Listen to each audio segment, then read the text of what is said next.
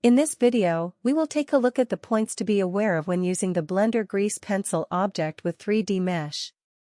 Let's create a very simple character with a default cube as its body. Apply the Subdivision Surface modifier to the cube and draw the face, arms and legs with a grease pencil.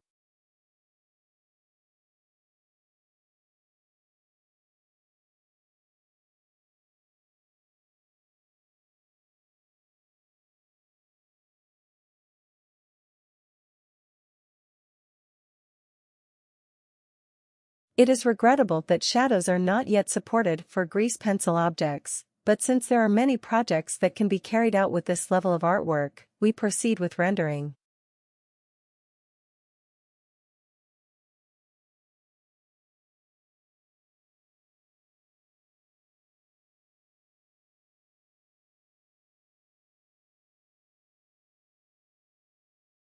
But something is strange. There is a difference between what you see in the viewport and the rendered image.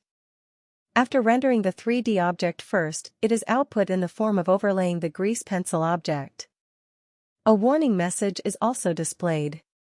It's called to render grease pencil, enable combined and Z passes. In passes, combined is checked, so check Z pass additionally.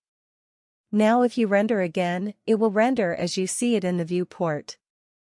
In the past, even if a grease pencil object and a 3D mesh were present, rendering was possible without such additional work, but as the Blender version went up, it became a bit inconvenient.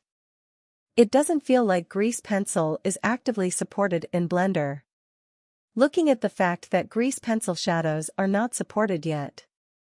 If shadows are supported for grease pencil objects and geometry nodes can be applied directly to grease pencil objects, I think the scope of work using the grease pencil will be much wider than now.